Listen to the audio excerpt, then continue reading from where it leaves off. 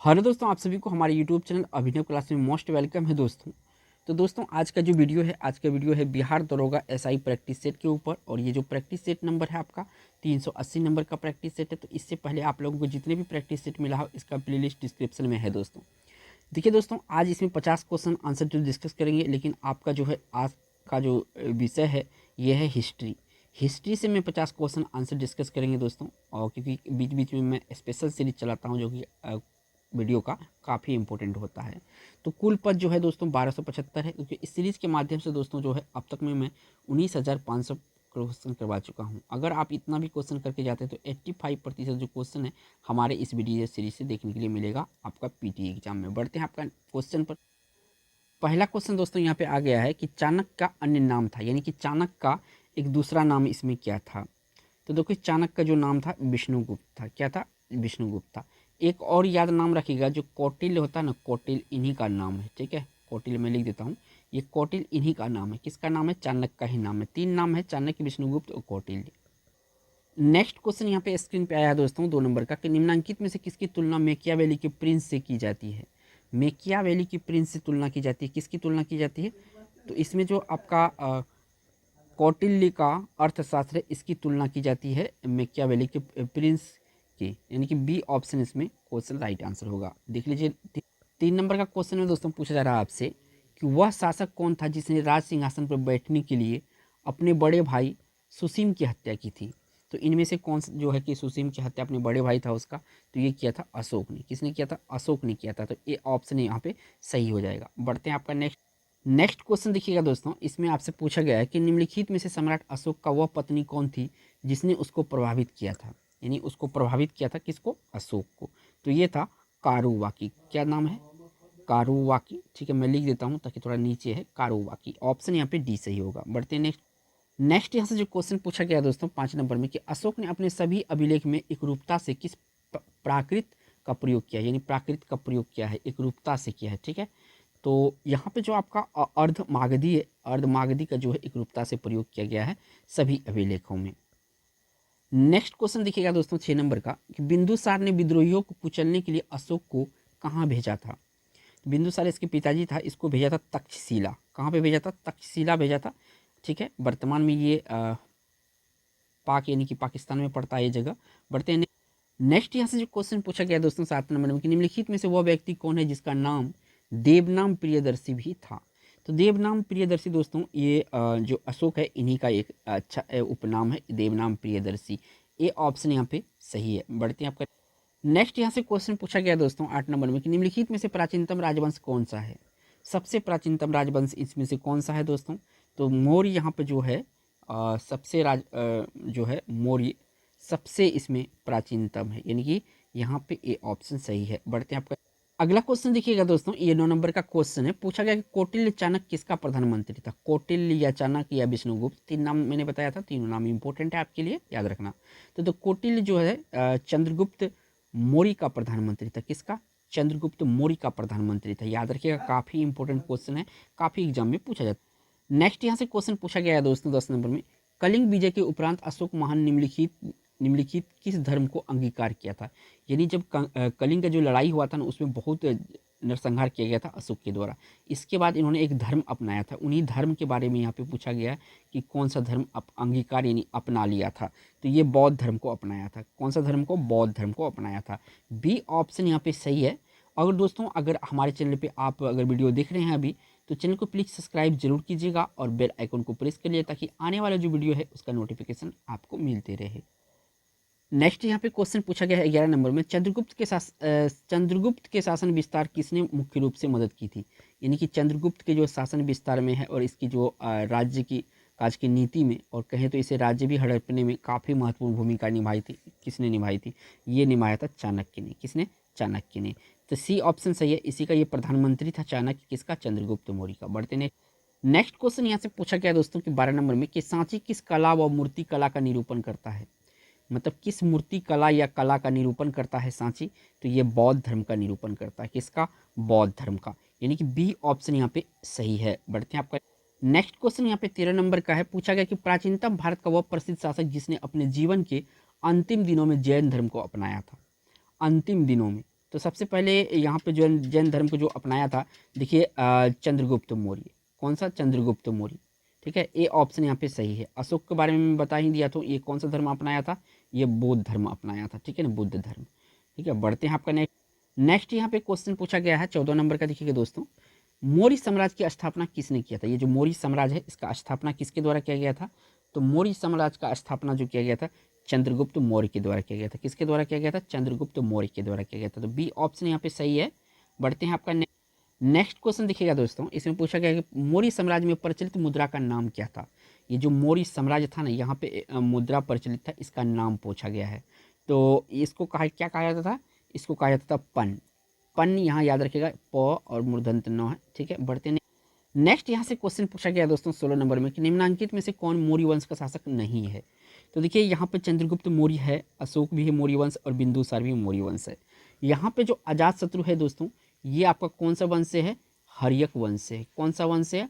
हर्यक वंश से ये है। ठीक है, तो ऑप्शन कौन सा सही होगा? ए ऑप्शन सही होगा। बढ़ते हैं आपका नेक्स्ट यहाँ पे क्वेश्चन पूछा गया है 17 नंबर में कि निम्नलिखित में से अशोक का उत्तराधिकारी कौन था? ये जो अशोक का उत्तराधिकारी बना, ये कौन बना इसके बाद? तो ये जो कुमात है दोस्तों, कुमात, ये उत्तराधिकारी बना था अशोक का। ये ऑप्शन यहाँ पे सही है। बढ़ते हैं नेक्स्ट क्वेश्चन। देखिएगा दोस्तों, इसमें पूछा गया है 18 नंबर में, मुद्रा राक्षस का लेखक निम्न में से कौन सा है? तो देखिए, मुद्रा राक्षस का जो लेखक है, ये पूछा गया है।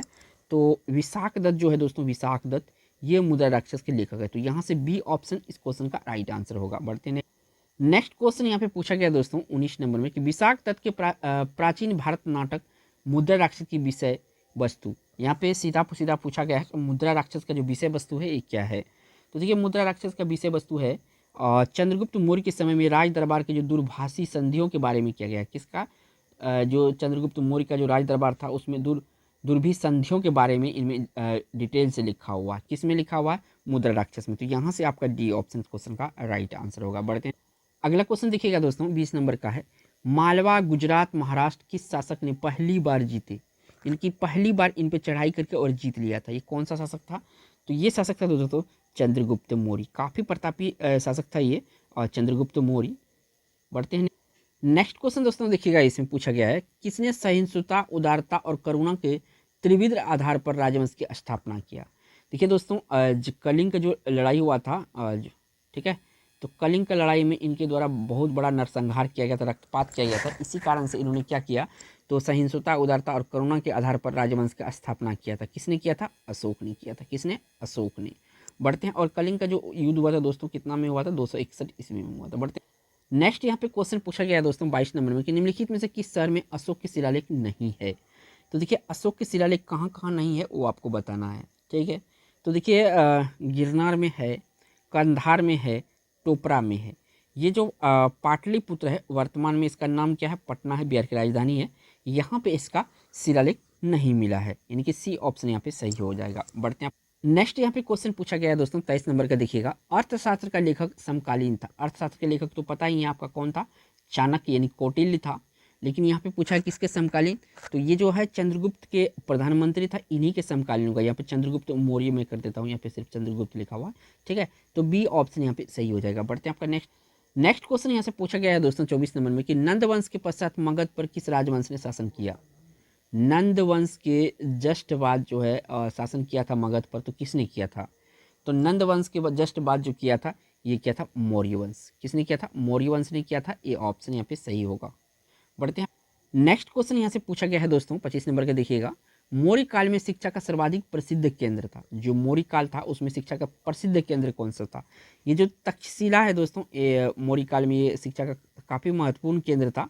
और वर्तमान में बात करेंगे दोस्तों, जो तक्षशिला है, ये पाकिस्तान यानी पाक में पड़ता है। बढ़ते हैं नेक्स्ट। यहाँ से क्वेश्चन पूछा गया है दोस्तों 26 नंबर में कि मेगास्थनीज की पुस्तक का नाम क्या है? तो देखिए, मेगास्थनीज का जो पुस्तक है, इसका नाम है इंडिका। क्या नाम है? इंडिका नाम है, याद रखिएगा, इंडिका। ठीक है, इंडिका। डी ऑप्शन सही है। बढ़ नेक्स्ट क्वेश्चन यहाँ पे 27 नंबर का पूछा गया, जिसके ग्रंथ में चंद्रगुप्त मौर्य का विशिष्ट रूप से वर्णन हुआ है। जिसके ग्रंथ में चंद्रगुप्त मौर्य का विशिष्ट रूप से वर्णन हुआ है, वह है। तो देखिए, चंद्रगुप्त मौर्य का जो वर्णन हुआ है, ये हुआ है आपका विशाख दत्त। किसमें? विशाख दत्त, यानी कि सी ऑप्शन इस क्वेश्चन का राइट आंसर हो जाएगा 27 का। ठीक है, बढ़ते नेक्स्ट यहाँ पे क्वेश्चन पूछा गया है 28 नंबर में कि वह स्रोत जिसमें पाटलिपुत्र के प्रशासन का वर्णन उपलब्ध है वह है। तो पाटलिपुत्र यानी पटना का जो वर्णन है ये मिलता है कहाँ पे, इंडिका में। किसमें, इंडिका में। ठीक है, मेगास्थनीज के जो द्वारा लिखा गया इंडिका है, इन्हीं में मिलता है। तो सी ऑप्शन यहाँ पे सही है। बढ़ते हैं नेक्स्ट। यहाँ पे क्वेश्चन पूछा गया, काफी महत्वपूर्ण क्वेश्चन है कि अशोक के शिलालेख में प्रयुक्त भाषा। यहाँ पे जिस भाषा में अशोक का शिलालेख है, ठीक है, कौन सा भाषा में ये पूछा गया है, तो ये है प्राकृत भाषा में। किसमें, प्राकृत भाषा में इसका शिलालेख है। तो ऑप्शन यहाँ पे बी सही हो। नेक्स्ट यहाँ पे क्वेश्चन पूछा गया 30 नंबर में कि निम्नलिखित में से किस मौर्य राजा ने दक्कन का विजय प्राप्त की थी, यानी कि दक्कन पर विजय प्राप्त की थी, कौन सा राजा था इसमें से। तो ये जो चंद्रगुप्त, यहाँ पे चंद्रगुप्त में मौर्य कर देता हूँ, मौर्य छूट गया है। चंद्रगुप्त मौर्य जो था इन्होंने दक्कन पर विजय प्राप्त किया था। तो बी ऑप्शन। नेक्स्ट यहाँ पे क्वेश्चन पूछा गया है 31 नंबर में कि मेगास्थनीज ने भारतीय समाज को कितने श्रेणी में विभाजित किया। मेगास्थनीज ने भारतीय समाज को कितने श्रेणी में विभाजित किया था, टोटल इन्होंने 7 श्रेणी में विभाजित किया था भारतीय समाज को। तो डी ऑप्शन यहाँ पे सही होगा। बढ़ते हैं आपका नेक्स्ट क्वेश्चन। इसमें पूछा गया है दोस्तों 32 नंबर में कि कौटिल्य के अर्थशास्त्र में किस पहलू पर प्रकाश डाला गया है, यानी कि किस विषय पर प्रकाश डाला गया है। तो इसमें राजनीतिक नीतियाँ जो है, राजनीतिक नीतियाँ का विश्लेषण है अर्थशास्त्र में कौटिल्य। नेक्स्ट यहाँ पे क्वेश्चन पूछा गया 33 नंबर का क्वेश्चन देखिएगा दोस्तों, निम्न में से कौन सा क्षेत्र अशोक के साम्राज्य में सम्मिलित नहीं था, यानी कि अशोक के साम्राज्य में इसमें जो क्षेत्र है वो सम्मिलित नहीं था। तो अफगानिस्तान सम्मिलित था, बिहार सम्मिलित था, कलिंग सम्मिलित था। ये जो श्रीलंका है ना ये सम्मिलित नहीं था। तो इस क्वेश्चन का राइट आंसर सी ऑप्शन होगा, श्रीलंका। नेक्स्ट क्वेश्चन दोस्तों, और ये क्वेश्चन कंफ्यूज हो जाएंगे आप, क्वेश्चन देखिए आंसर क्या होगा कि पाटलिपुत्र को किस शासक ने सर्वप्रथम अपनी राजधानी बनाई। तो देखिए जो आपका एक मिनट, उदयन है, उदयन, ठीक है, या उदयन कहते हैं इसको, इन्होंने सबसे पहले राजधानी बनाई थी, किसको, पाटलिपुत्र को। लेकिन यहाँ पे उदयन का नाम नहीं है, लेकिन हाँ चंद्रगुप्त मौर्य इसके बाद बनाया था। तो यहाँ ऑप्शन में दिया हुआ है, तो आपका ए ऑप्शन सही होगा। इस तरह के ऑप्शन में देखिए यहाँ पे उदयन दिया ही नहीं हुआ, लेकिन चंद्रगुप्त मौर्य दिया हुआ था। चंद्रगुप्त मौर्य भी राजधानी बनाया था इसके बाद। बढ़ते नेक्स्ट यहाँ पे क्वेश्चन पूछा गया है 35 नंबर का कि पाटलिपुत्र में स्थित चंद्रगुप्त का महल मुख्यतः बना है। ये जो चंद्रगुप्त मौर्य है इसका महल बना हुआ है, किसका बना हुआ है, तो लकड़ी का बना हुआ है। किसका बना हुआ है, लकड़ी का बना हुआ है। नेक्स्ट क्वेश्चन देखिएगा दोस्तों 36 नंबर का है, बरार जिसे जहानाबाद जिला में है, गुफाओं का उपयोग किसने आश्रय गृह के रूप में किया था। बरार का गुफा या जहानाबाद जिला में जो किला है इसका उपयोग किसने किया था आश्रय गृह के रूप में, तो आजीविकों ने किया था। किसने किया था, आजीविकों ने किया था। ये ऑप्शन सही। नेक्स्ट यहाँ पे क्वेश्चन पूछा गया 37 नंबर में देखिएगा दोस्तों, किस शिलालेख से यह साबित होता है कि चंद्रगुप्त का प्रभाव पश्चिम भारत तक फैला हुआ था। तो किस अभिलेख से ऐसा जानकारी मिलती है, तो यहाँ पे जो रुद्र दमन का जूनागढ़ अभिलेख है यहाँ पे ऐसा साक्ष्य मिलता है कि चंद्रगुप्त का प्रभाव पश्चिम भारत तक फैला हुआ था। तो यहाँ से सी ऑप्शन। नेक्स्ट यहाँ पे क्वेश्चन पूछा गया है दोस्तों, सांची का स्तूप किसने बनाया। तो सांची का स्तूप जो अशोक है, अशोक इन्होंने ही बनाया था। ठीक है, तो ये ऑप्शन यहाँ पे सही है। बढ़ते आप नेक्स्ट यहाँ पे क्वेश्चन पूछा गया है 39 नंबर में, अशोक के शिलालेख को पढ़ने वाला प्रथम अंग्रेज कौन था। ये क्वेश्चन इतना वीवीआई है और इतना इजी भी है, आप सभी को पता होगा इसका आंसर। तो ये जो सबसे पहले पढ़ा था ये था जेम्स प्रिंसेप। किसने पढ़ा था, जेम्स प्रिंसेप ने सबसे पहले पढ़ा था। ठीक है, बढ़ते नेक्स्ट यहाँ पे क्वेश्चन पूछा गया दोस्तों 40 नंबर में, कलिंग युद्ध की विजय तथा क्षत्रियों का वर्णन अशोक के किस शिलालेख में है। तो अशोक के जो 13वां शिलालेख है ना इसमें वर्णन है किसका, कलिंग युद्ध का विजय और क्षत्रियों का वर्णन। तो यहाँ पे शिलालेख कौन सा होगा, डी ऑप्शन सही होगा, 13वां शिलालेख। बट नेक्स्ट यहाँ पे क्वेश्चन पूछा गया दोस्तों 41 नंबर में कि प्रसिद्ध यूनानी राजदूत मेगास्थनीज भारत में किसके दरबार में आए थे। मेगास्थनीज जो आया था किसके दरबार में आया था, तो ये चंद्रगुप्त के दरबार में आया था। किसका, चंद्रगुप्त के दरबार में आया था। सी ऑप्शन यहाँ पे सही होगा। नेक्स्ट क्वेश्चन यहाँ पे पूछा गया है दोस्तों 42 नंबर में कि चंद्रगुप्त मौर्य ने सेल्यूकस को कब पराजित किया था। ये जो सेल्यूकस है इसको कब पराजित किया था चंद्रगुप्त मौर्य, तो ये किया था दोस्तों 305 ईसा पूर्व में। कब किया था, 305 ईसा पूर्व में जो इन्होंने क्या किया था, सेल्यूकस को पराजित किया था। तो ऑप्शन यहाँ पे बी सही है। बढ़ते नेक्स्ट यहाँ पे क्वेश्चन 43 नंबर का पूछा गया, निम्नलिखित में से कौन सा राजा प्राय जनता के संपर्क में रहता था। तो जनता के संपर्क में रहता था अशोक। काफी लोकप्रिय राजा था ये अशोक, और जनता के बीच रहता, उनकी जनता से संपर्क बनाए रहता था। बढ़ते नेक्स्ट क्वेश्चन यहाँ से पूछा गया 44 नंबर में, अशोक ने 261 ईसा पूर्व में कलिंग को जीतने के बाद क्या किया। 261 ईसा, काफ़ी इंपॉर्टेंट है ये, इसमें पूछा जाता है एग्जाम में। इसमें कलिंग का लड़ाई हुआ था, ठीक है। तो इस पे कलिंग पे विजय प्राप्त कर लिया था। इसके बाद इन्होंने क्या किया था ये पूछा गया है। तो भारी रक्तपात देखकर युद्ध की नीति को सदा के लिए त्याग दिया था। किसने ऐसा किया था? अशोक ने ऐसा किया। नेक्स्ट यहाँ पे क्वेश्चन पूछा गया है दोस्तों, अशोक के अधिकांश अभिलेख किस भाषा व लिपि में? अशोक के अधिकांश अभिलेख किस भाषा व किस लिपि में, ये पूछा गया है। तो देखिए दोस्तों, इसका जो अधिकांश अभिलेख भाषा में है तो ये प्राकृत भाषा में है और ब्राह्मणी लिपि में है। ये ऑप्शन सही है। बढ़ते हैं आपका नेक्स्ट। यहाँ से क्वेश्चन पूछा गया 46 नंबर में, किस ग्रंथ में चंद्रगुप्त मौर्य के लिए वृषल, यहाँ पे याद रखिएगा क्या लिखा है, वृषल यानी कि निम्नकूल शब्द का प्रयोग किया गया है। वृषल शब्द का प्रयोग जो किया गया है ये किया गया है आपका बौद्ध, एक मिनट, हाँ, मुद्रा राक्षस में। कहाँ पे? मुद्रा राक्षस में। सी ऑप्शन सही है। बट नेक्स्ट यहाँ पे क्वेश्चन पूछा गया 47 नंबर में, निम्नलिखित में से किस राज्य देश में अशोक का व्यक्तिगत नाम का उल्लेख मिलता है? तो यहाँ पे जो व्यक्तिगत अशोक का नाम मिलता है ये मिलता है आपका मास्की में। कहाँ पे? मास्की में। डी ऑप्शन सही है। बट नेक्स्ट क्वेश्चन यहाँ से पूछा गया 48 नंबर में, निम्नलिखित वक्तव्यों में कौन सा एक वक्तव्य अशोक के प्रस्तर स्तंभों के बारे में गलत है? तो सबसे पहले आपको जो सही है वो छांट लीजिए, ठीक है। इन पर बढ़िया पॉलिश है, ये भी बिल्कुल सही है। ये अखंड है, बिल्कुल सही है। स्तंभों का सेप्ट सुंडाकार है, ये भी सही है। ये तीनों सही है, लेकिन ये जो ये स्थापत्य संरचना का भाग है तो ये बात गलत है। तो डी ऑप्शन यहाँ पे सही होगा। बढ़ते हैं आपका नेक्स्ट। यहाँ पे क्वेश्चन पूछा गया है दोस्तों 49 नंबर में कि श्रीनगर की स्थापना किस मौर्य शासक ने किया था? तो देखिए श्रीनगर का जो स्थापना किया था अशोक किया गया था। किसके द्वारा किया गया था? अशोक के द्वारा किया गया था। ये ऑप्शन सही है। बढ़ते हैं आपका नेक्स्ट। यहाँ पे क्वेश्चन पूछा गया है दोस्तों 50 नंबर में, किस ग्रंथ में शूद्रों के लिए आर्य शब्द का प्रयोग हुआ है? तो किस ग्रंथ में? तो यहाँ पे जो शूद्रों के लिए आर्य शब्द का प्रयोग हुआ है अर्थशास्त्र में हुआ। किस में हुआ? अर्थशास्त्र में हुआ। दोस्तों अगर वीडियो अच्छा लगा होगा तो एक लाइक कीजिएगा दोस्तों, और चैनल पे पहली बार हैं तो चैनल को सब्सक्राइब जरूर कीजिएगा और साथ के साथ बेल आइकन प्रेस कर लीजिए ताकि आने वाला जो वीडियो है उसका नोटिफिकेशन टाइम टू टाइम मिले।